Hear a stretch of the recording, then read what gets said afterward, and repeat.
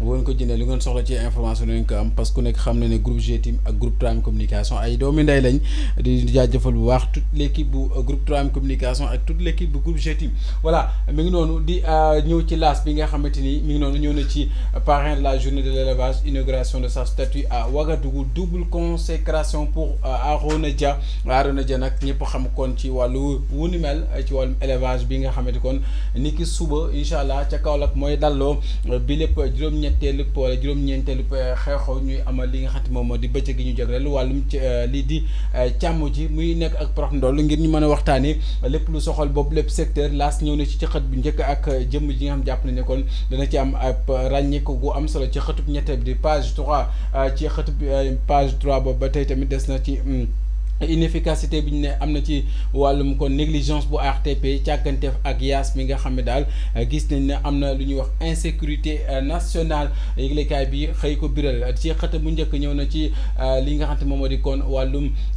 lii di attendu cet après-midi à l'Assemblée nationale l'APR vous Sonko donc gémonie voilà noonu la j'y arrive par rapport ak lu jëm ci rapport Cour des comptes yi gis nañ bu baax coow li ci am ak plan d'austérité bi nga xamante ni ñoom daal nañ ci yàbbi compétitions africaines le ministère des sports coupe le jus au club qualifié ñi nga xam dañuy faral def compétition au niveau Afrique jamono ji kon dagg nañu la ñu daan am ci ab ndimbalu càmm ji di état bu Sénégal ministre bu ñu dénk wàllu yu mel moo ko xëy xam ne ci xët mu njëkk muy kon xibaar boo xamante ni ñoom daal dalloowuñ ko ci anam gu neex thé café sachet de miel bio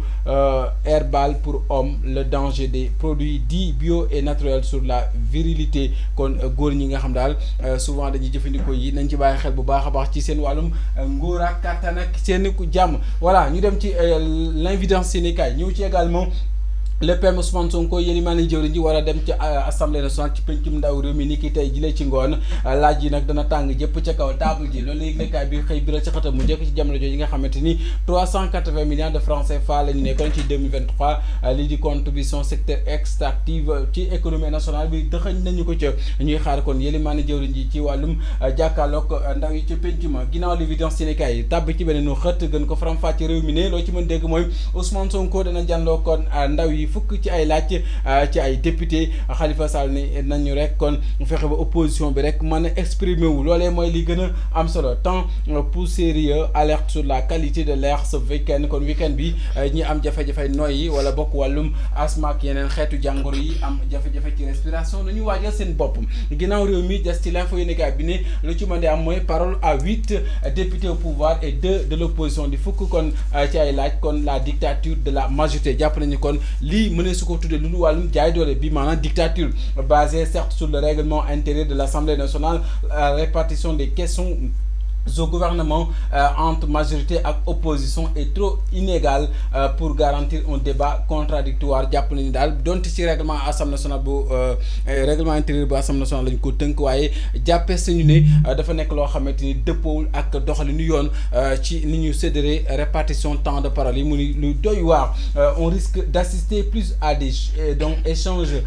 échanges à sens unique et en toute complicité entre le pouvoir et sa majorité qu'à un débat contradictoire grand d'un bon contrôle de l'action gouvernementale jàpp nañ daal bu ñu moytuwul la leen fa war a taxawee waxtaan sax ci askan wi duñ ko def daan nekk fa di xaxarante ak giite ngancé ci coow Aliou Souaré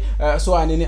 di nekkoon député ni malheureusement c'est le règlement intérieur qui n'est pas bon ceux qui s'opposent devraient avoir plus de droit à la parole maanaam li coow li mooy règlement intérieur bi moo baaxul moo galgosee li ñu waroon def mooy fexe ba kon daal di koy rek defaat tey ñi opposé wu am temps wu am droit am kaddu Maguette Sène nekk ci assemblée la révision du règlement intérieur à l'Assemblée nationale s'impose avec urgence kon daar war nañoo toggat assemblée nationale règlement intérieur bi ba mu ñor ndax jàppees nañu dafa xubu daase moom Maguette Sène xamle ko nguudu buubu ne certes le règlement intérieur doit être révisé mais vous avez fait 12 ans au pouvoir sans accepter une modification de ce règlement intérieur na ko noppi leen ndax nag fukki at ak ñaar def ngeen ko ci ngóor gi te yooyu leen ci yàbbi France daal di xëddan àll na selew demul tànk dikkoon bay laar waxuñ lu jëm ci wàllum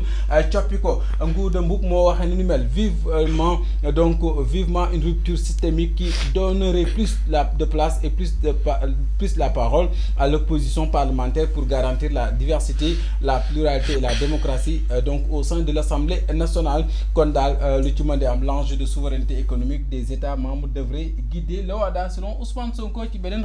parti source a ñëw ci kon ba tey lu jëm ci li nga xamante moom moo di Ousmane Sonko mën na dem ci assemblée nationale ni ki tey Macky bouchez vos oreilles mu mel ne kon on s'attend au retentissant show de Sonko qui ne manquera pas de faire feu sur les tenants du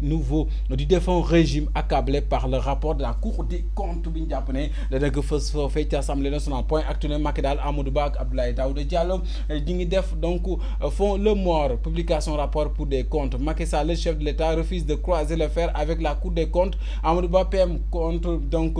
compte signataire et patron de la nouvelle responsabilité toujours dans le combat par procuration maanaam xeex bi yëpp moom it daanaka ci procuration la koy defee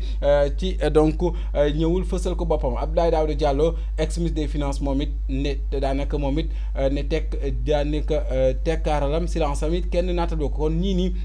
dafa mel ni daal dañoo def le mort ci wàllu lu mel alors que tey jii war nañ ci yàbbi Sonko tas débat sur l'abrogation de la loi d'amnistie ñu ngi koy xaar kon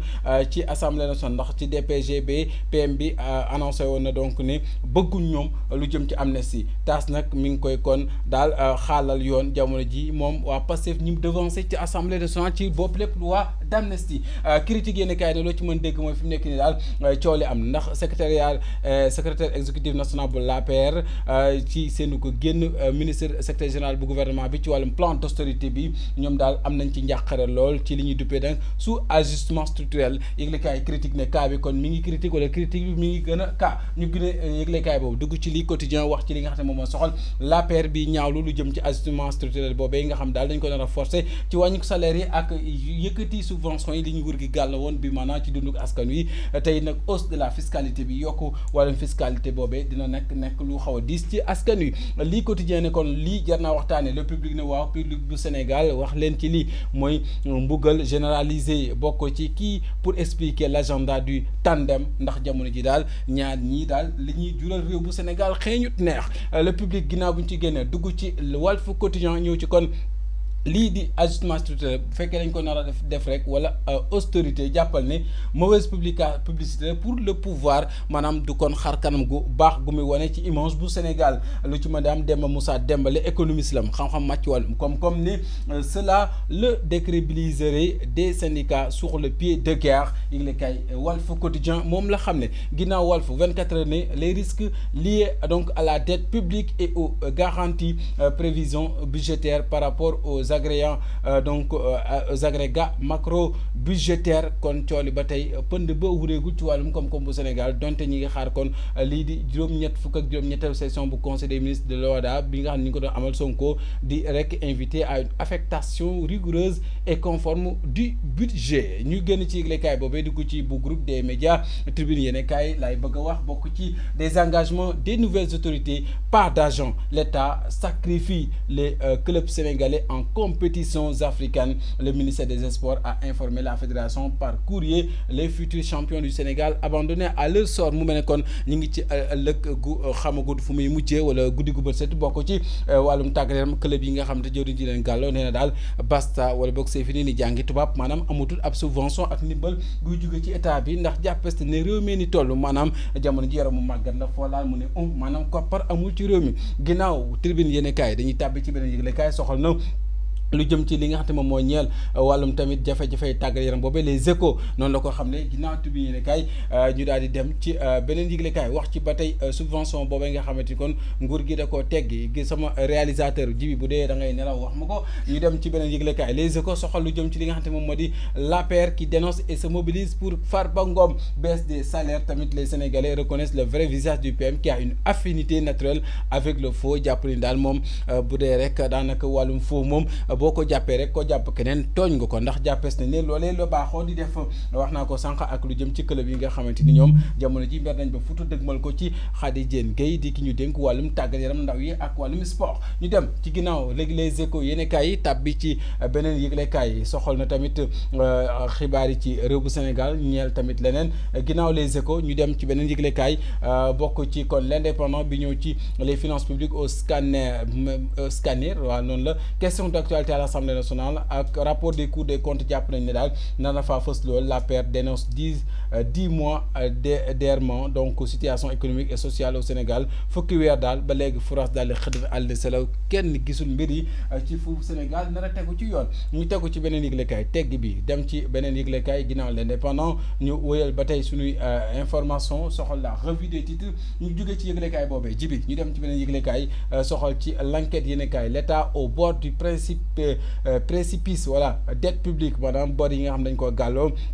le service de la dette et les intérêts sur la dette ont explosé au deuxième semestre de 2024. Le Sénégal s'enfonce dans le rouge, l'endettement en monnaie étrangère, la source du mal, la critique de Ndongo Samba Sylla sur les mesures d'austérité mu mel ne kon fi nekk ndax réew mi ñu ngi ci guddi gu bët setut kenn xamagul nu ñu mujj ci wàllum koom-koom ak it li ñuy gàlloo si bor ak jamono ji nguur gi ñàll yu mu nar a lal ngir fas yéene caa génn naa ci yëglekaay boobu tàbbi ci yor hommage de Macky Sall ak proche de Cheikh Oumar Anne moom docteur Daouda Faye wuyoo accusé dañ ko tuumaal ngir nag daal régné ci terreur ci ENDSS depuis 12 ans daal dafa mel ne mooy bumbi di rek koo xamante ni dafay def lu ko neex le collectif des enseignants juge nébuleuse la gestion des 335 millions de francs CFA pour la dotation le comité de gestion pourtant essentiel à l'administration de l'école est inactif depuis 2012 et les décisions sont prises dans une opacité totale mu mel daal kon yore nu ki yaama neex dëgg la am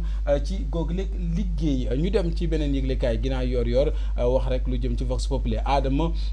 Fall nag moom daal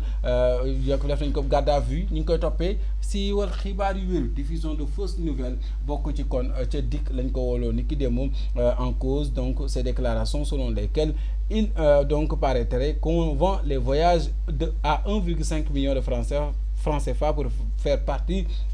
des 1000 jeunes qui vont au Qatar jàpp ne daal ci ay waxam damay jottali rek moom nee na dañuy jaay yooyu lépp voyage kon nay leer nañ ndax garde à vue moom daa yomb ci réew mi Direct News ne loo ci mën di dégg mooy dossier Azer aujourd'hui ci kanamu Cour suprême des craintes donc au maximum lu ci mën di am mooy tiitaange wala bokk yuuxu mën naa jib fu ñu ko foogewul wala lox dar gémmiñ sa doon tibbub ceeb jom mi laay bëgg a wax ñu dem ci Dakar waa ak scandale présumé bu Lazer Gate changement de la composition de la Cour suprême pour l'audience aujourd'hui c'est louche changé nañ composition bi amoon ci audience boobule lan moo ko waral en tout cas ci bënut